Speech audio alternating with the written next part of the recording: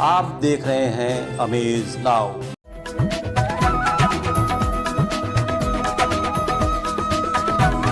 नमस्कार, मैं हूं अरविंद श्रीवास्तव। आप देख रहे हैं अमेज नाउ की खास पेशकश एस्ट्रो वर्ल्ड नाउ। हर बार की तरह आज भी हम इस सप्ताह हाजिर हैं आपके सम्मुख अपने आचार्य मनीष मोहन जी के साथ। दोस्तों, जैसा कि आप सभी जानते हैं, हर समाज में, हर वर्ग, हर जिले में, हर शहर में, राज्य में कुछ लोग या कई लोग व्यापार करते हैं, लेकिन ज़रूरी नहीं कि सभी अपने अपने व्यापार में, अपने अपने कार्य में सफल हों। माना कि आपके पास कुंडली नहीं है, लेकिन आपको अपनी जन्मतिथि जरूर मालूम होगी, तो आज हमारे आचार्य मनीष मोहन जी आपको आपके मूलांक से आपको बताएंगे आपके व्यापार की क्या दिशा होनी चाहिए, आपकी रोज़मर्रा की क्या गति होनी चाहिए, किस दिशा में आप जाएं, नौकरी करें या व्यापार, यह भी बताएंगे। तो कहीं मत जाइएगा, अंत तक मेरे साथ बने रहिएगा। हम लोगों के साथ आज आचार्य जी हमें कुछ वास्तु टिप्स भी देंगे, इसके अलावा तमाम बातें। तो आइए चलते हैं, मुखातिब होते हैं आचार्य मनीष मोहन जी की ओर। बहुत बहुत स्वागत है हमारे स्टूडियो में हमारे दर्शकों के साथ आचार्य मनीष जी। ओम गणपतये नमः। आज बातचीत की शुरुआत हमेशा की तरह नवमंडल में ग्रहों की स्थिति, तीज त्यौहार और फिर राशिफल, साप्ताहिक राशिफल। बिल्कुल, नवमंडल में 15 नवंबर से 31 नवंबर के बीच ग्रह इस प्रकार से हैं।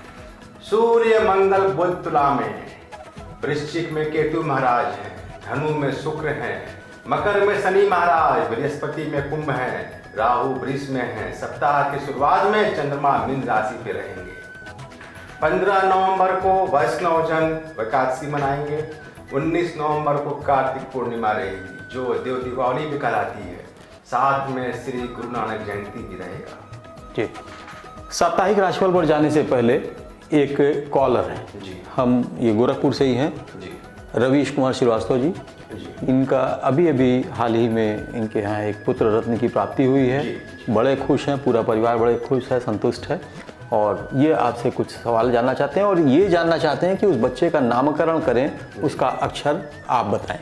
नमस्ते शास्त्री जी, मैं रवीश कुमार श्रीवास्तव सीमेंट फैक्ट्री में काम करता हूँ। मेरा सवाल ये है कि मेरा बेटा 17 अक्टूबर 2021 को सुबह 10:27 पे गोरखपुर ज़िले में पैदा हुआ है। मेरा सवाल ये है कि मेरा बेटा आगे जाकर किस क्षेत्र में काम करेगा। रवीश जी, आपको बहुत बहुत शुभकामनाएं पुत्र रत्न की प्राप्ति के लिए। आपके पुत्र की जन्मतिथि आपने बताया 17 अक्टूबर सन 2021 सुबह 10:27 गोरखपुर। आपने पूछा स्वास्थ्य के बारे में, आगे की पढ़ाई क्या रहेगी। मैं इतना ही कहूँगा कि आपके बालक का वृश्चिक लगन निकला, कुंभ राशि, पूर्वा भाद्रपद नक्षत्र है, प्रथम चरण है, से नाम से राशि अक्षर है। इनका थोड़ा स्वास्थ्य पे प्रॉब्लम हो सकता है। 4 वर्ष तक इनको थोड़ा जब मौसम चेंज हो, थोड़ा इनके स्वास्थ्य पर ध्यान रखें। विद्या इनका उच्च का रहेगा। इनको 3 महीने बाद, जब ये 3 महीने के हो जाए, तो एक चांदी का चंद्रमा इनके मामा जी को वहाँ से मंगा करके पूर्णिमा या सोमवार को लाल धागे में धारण कराएं। हरि कृपा। रवि जी, जैसा कि बताया कि बच्चे का एकेडमिक लाइन बहुत बढ़िया होगा, आपने पंडित जी ने बताया, और साथ में से अक्षर से मतलब क्या है कि वो बड़ा शौ भी हो सकता है, छोटा शौ भी हो सकता है। से एस ई इंग्लिश में ऐसी से, और शेखर इस प्रकार, शेखर से कुछ भी जो आप चाहें। हाँ, इस प्रकार के। जी, तो चलते हैं साप्ताहिक राशिफल की ओर बात शुरू करते हैं। मेष, शैक्षिक कार्यों में सुखद अनुभूति, महत्वपूर्ण कार्यों में सफलता, वाणी पर संयम रखें, आर्थिक लाभ की स्थिति बनी हुई है, जीवन साथी का साथ मिलेगा। वृष, मित्रों का साथ मिलेगा, पुराने मित्रों से मुलाकात संभव। स्वास्थ्य पर ध्यान रखें, कोई धार्मिक कार्यों में भाग लेंगे, संतान पक्ष से लाभ, प्रेम संबंधों में थोड़ा सावधानी रखें। मिथुन, कोई चली आ रही परेशानी का समाधान निकलेगा, नए क्षेत्र का विकास होगा, आंखों के रोगों से सावधानी, कोई बड़े वाहन का योग, भाइयों से सहयोग मिलेगा, किसी महिला मित्र का सहयोग भी मिलेगा। जी दोस्तों, जैसा कि हमने शुरू में बताया था कि अंक और आजीविका न्यूमरोलॉजी पर अपने आप को केंद्रित करें।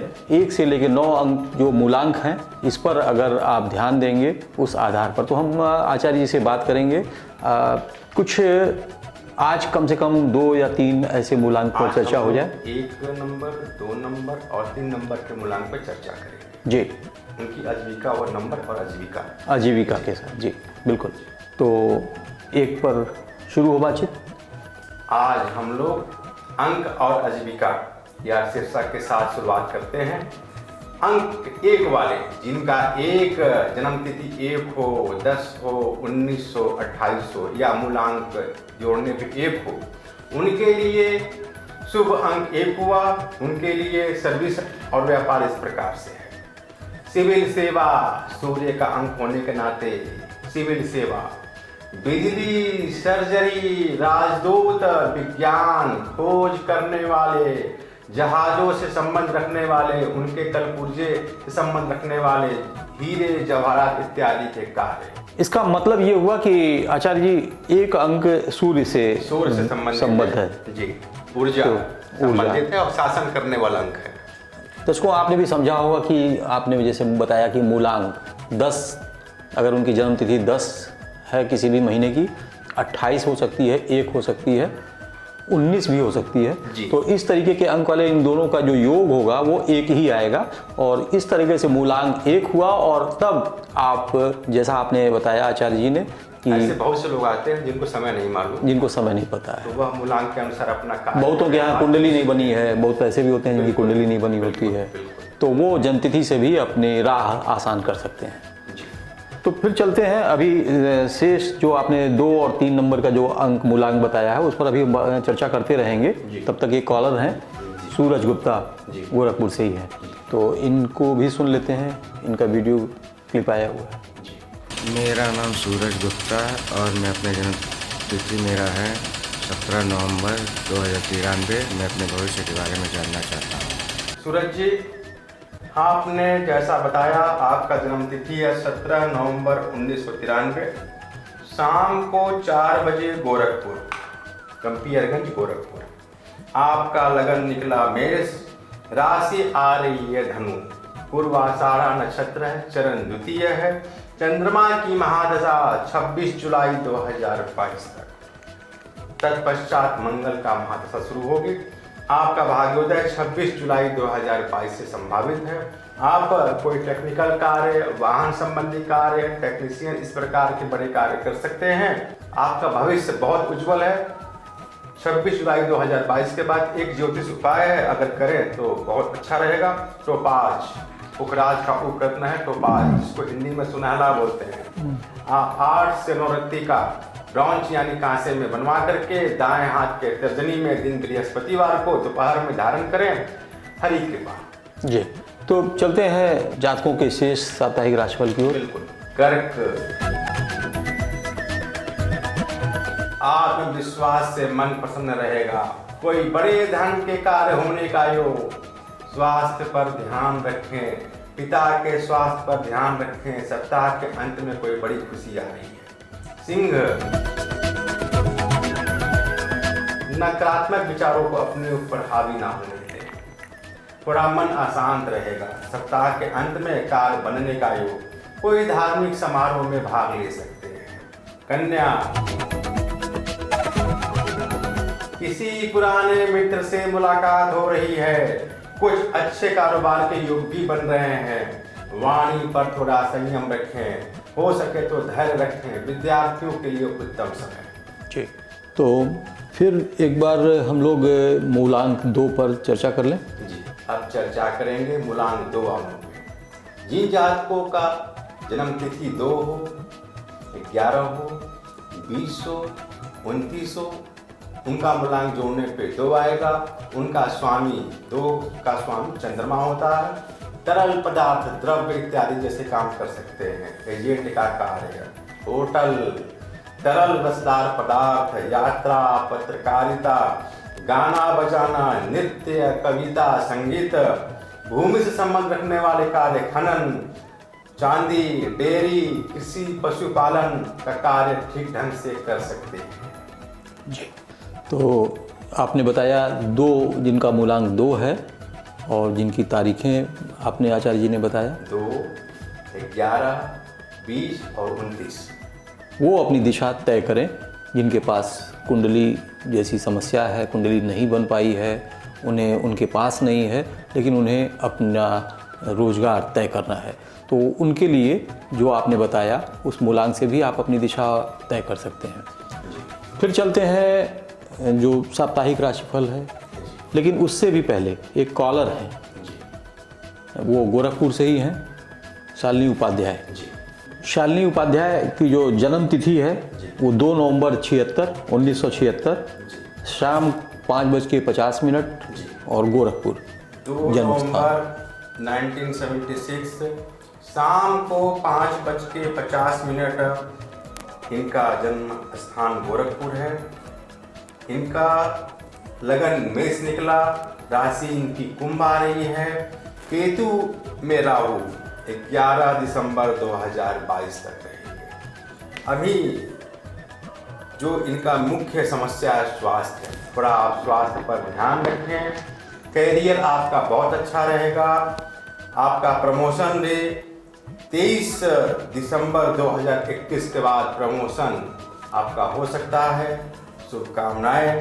स्वास्थ्य की रक्षा के लिए आप एक बढ़िया सा पुखराज दाएं हाथ के तर्जनी में 6-7 रत्ती का सोने में बनवा करके दिन गुरुवार को धारण करें। हरि कृपा। जी, फिर चलते हैं शेष साप्ताहिक राशिफल की ओर। तुला, मान प्रतिष्ठा में वृद्धि होगी, महत्वपूर्ण कार्यों में आ रही विघ्न बाधाएं शांत होंगी। अपने दिनचर्या को व्यवस्थित रखें, धार्मिक आध्यात्मिक कार्यों में रुचि रहेगी। वृश्चिक, समय आपका उत्तम चल रहा है, कृपया समय का सदुपयोग करें। सामाजिक जनसंपर्क बढ़ेगा, तनाव से बचें। नौकरी के लिए प्रयास करते आप जो प्रयास करेंगे वो सफल रहेगा। आलस्य से बचें, जीवन साथी का साथ मिलेगा। धनु,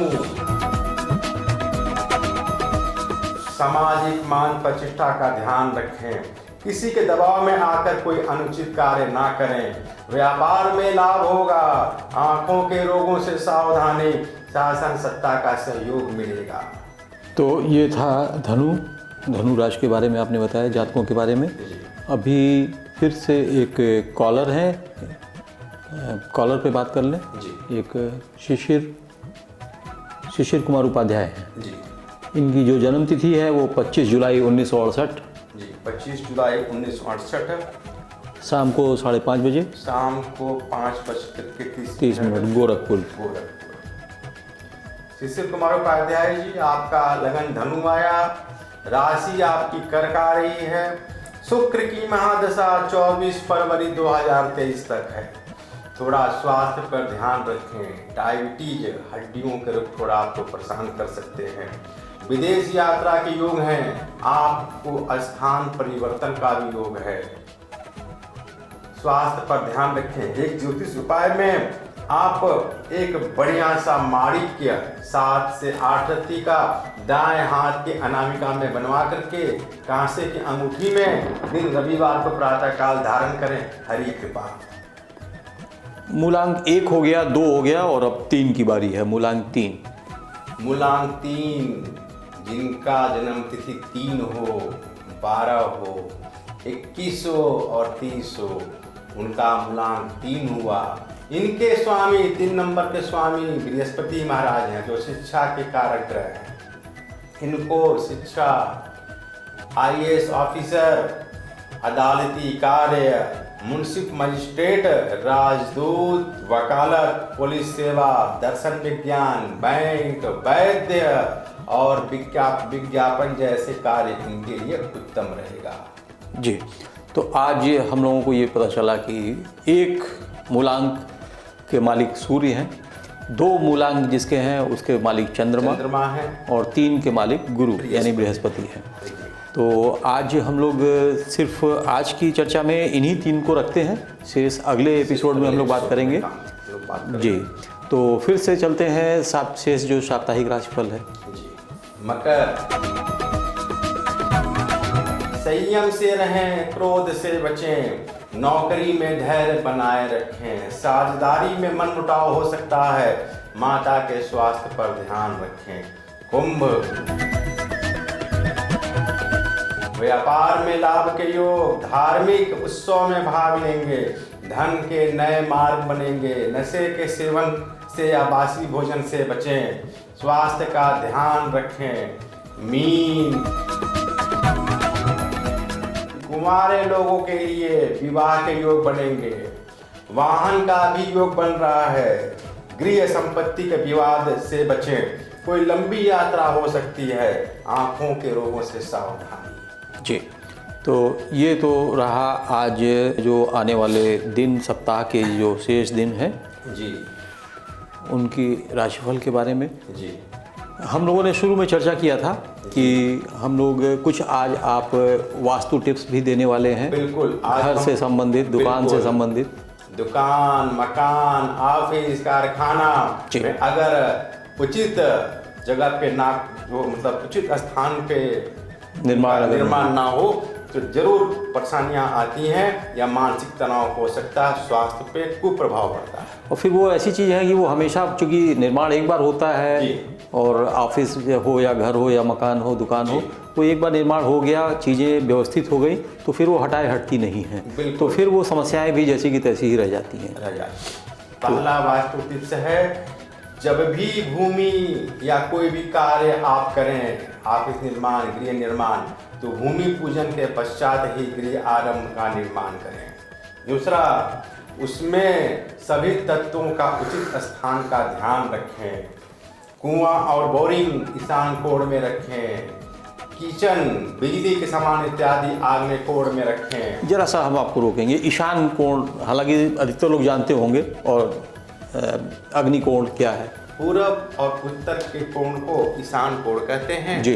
दक्षिण और पूरब के कोण को आग्नेय कोण कहते हैं। बिल्कुल ठीक। पूजा घर ईशान कोण में रखें, रसोई घर आग्नेय कोण में रखें। गृह निर्माण करने से पहले जमीन की जांच जरूर करावें, समतल हो, आयताकार हो या जो भूमि अच्छा दिखे वह सर्वदा उत्तम रहता है। जैसे अगर आपको मैं उदाहरण दे रहा हूँ जी, अग्नि कोण में रसोई घर, बिजली के स्विच, जनरेटर, कंप्यूटर या ऐसे इत्यादि उपकरण अगर लगे रहेंगे, अगर वहाँ पे आप पंपिंग, जो पानी वाले पंपिंग सेट होते हैं, ये पानी या टंकी, पानी टंकी हो गई जी, निश्चित तौर पे वहाँ की स्थिति बहुत विकट रहेगी, विकट पे जाएगी, क्योंकि पानी और आग में आपस में बहुत मेल ही नहीं है। इस प्रकार आप वास्तु का विशेष ध्यान रखें, वास्तु का सही निर्माण करके आप बहुत कुछ लाभ प्राप्त कर सकते हैं जी। तो आज के लिए बस इतना ही, क्योंकि आज हम लोग जितनी भी बातें किया है, समय हम लोगों को आगे की जाने की इजाज़त नहीं दे रहा है, तो हमें इजाज़त लेना होगा अपने दर्शकों से जी। ओम गंगणपतये नमः। समंदर न सही एक नदी तो होनी चाहिए, तेरे शहर में ज़िंदगी कहीं तो होनी चाहिए। तो आज हम लोगों ने बहुत कुछ सीखा आचार्य मनीष मोहन जी से। दोस्तों, आप बिल्कुल परेशान ना हो, आज हम लोगों ने मूलांक 1, 2 और 3 पर चर्चा किया है। अभी 6 शेष मूलांक हैं जिस पर चर्चा अगले एपिसोड्स में होगी, और हम लोग बहुत कुछ जानेंगे बिना कुंडली के। बिना, जिसके पास कुंडली है वो तो ठीक, जिसके पास नहीं है उससे भी परेशान होने की ज़रूरत नहीं है। तो दोस्तों, आज का सफ़र हमारा यहीं समाप्त होता है। अगले हफ्ते आज ही के दिन इसी समय हम फिर मिलेंगे। तब तक के लिए हमें दीजिए इजाज़त। नमस्कार।